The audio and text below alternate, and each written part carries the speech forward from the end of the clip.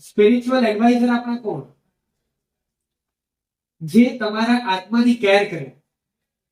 આ ઉપાધ્યાય પદનું પૂજન કરતા પહેલા એક મનમાં સંકલ્પ કરો કે આ ભાવ મારું સારી રીતે પસાર થાય, આ ભાવ મારું સુખ શાંતિથી પસાર થાય ભૌતિક દ્રષ્ટિએ, એના માટે મેં આટલા એડવાઇઝર્સ રાખ્યા, આટલી બધી વ્યવસ્થાઓ ગોઠવી.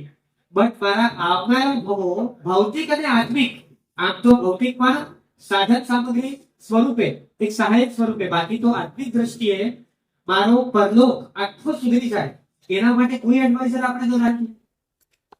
આપણે હંમેશા શ્લોક ગાતા હોઈએ ને, એમાં બોલીએ કે આચાર્ય જીન શાસન ઉન્નતિ કરા, પછી પૂજ્યા ઉપાધ્યાયકા. તો ઉપાધ્યાય કેવા છે? તો લખ્યું કે પૂજ્યા ઉપાધ્યાયકા શ્રી સિદ્ધાંત સુપાઠકા, એટલે કે જે પરમાત્મા વીરના સિદ્ધાંતોનું સુપઠન કરે છે, સુપાઠક છે. જેમ સમાવસરણમાં તીર્થંકરોની દેશના પદ્યને ગણધરો દેશના આપે ને એક પ્રહતિ, એવી રીતે સૂત્ર અર્થપોષી પછી સૂત્રપોષી, જેમાં ઉપાધ્યાય ભગવંતની સૂત્રની વાંચના ચાલે. સાચું કે તો અત્યારે કયા સંઘમાં ચાલે છે? ઉપાધ્યાય ભગવંત જ લગભગ જોવા નથી મળતા. કારણ શું ખબર છે? આપણામાં ભૂખ ઘટી, ભણવાની ઈચ્છા ગઈ. જે સિદ્ધાંતોને ભણે અને ભણાવે, આખા સમુદાયમાં, આખા સંઘમાં, આખા ગચ્છમાં ભણવાની ને ભણાવવાની જવાબદારી જગબંધવ જગ ભ્રાતા રે. નવપદની ઓળી કરતા હોય ને એ લોકો બોલશે તપો સજાય રત સદા દ્વાદશ અંગનું ધ્યાતા રે. ઉપાધ્યાય તે આત્મા જગબંધવ જગ ભ્રાતા રે. પણ જૂના કાળમાં એવું હતું કે આચાર્ય ભગવંત છે ને શાસનના બહુ ઊંચા કાર્ય કરતા હોય, મોટા કાર્ય કરતા હોય. જે કોમન મેન હોય, જેમ અત્યારે ઇઝીલી પીએમ નથી બની શકતો, કારણ કે એ બહુ મોટી જવાબદારીમાં વ્યસ્ત છે. એ આચાર્ય ભગવંતો જીન શાસનની પ્રભાવનાની રક્ષાની બહુ મોટી જવાબદારી વહન કરતા હોય. પબ્લિક કમ્યુનિકેશન ઉપાધ્યાય ભગવંતો કરતા.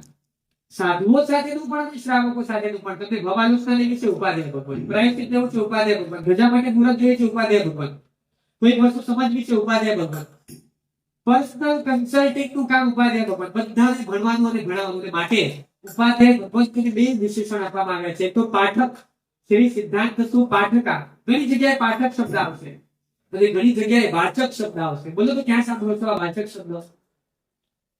નામ સાંભળ્યું છે મહામહોપાધ્યાય શ્રી યશો વિજયજી મહારાજા. એમના બધા સ્તવકમાં તમે જોશો ને તો વાચક યશ કહે એવું આવશે. વાચક એટલે પોતે ઉપાધ્યાય હતા, જે વાચના આપે, સૂત્રની વાચનાઓ આપે.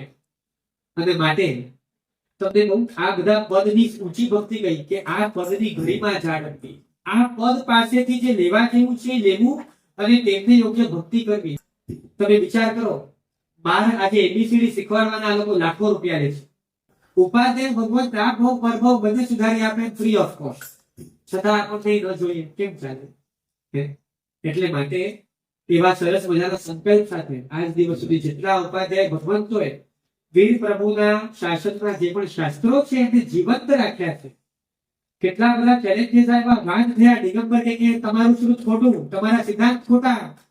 બીજા લોકો આવ્યા કે તમારું ખોટું, વૈદિક ધર્મો નું આક્રમણ થયું, બીજા અન્ય દર્શનોનું બૌદ્ધ દર્શન આક્રમણ થયા. ત્યારે આચાર્ય ભગવંતોએ એ ડિબેટમાં વિજય પ્રાપ્ત કરી.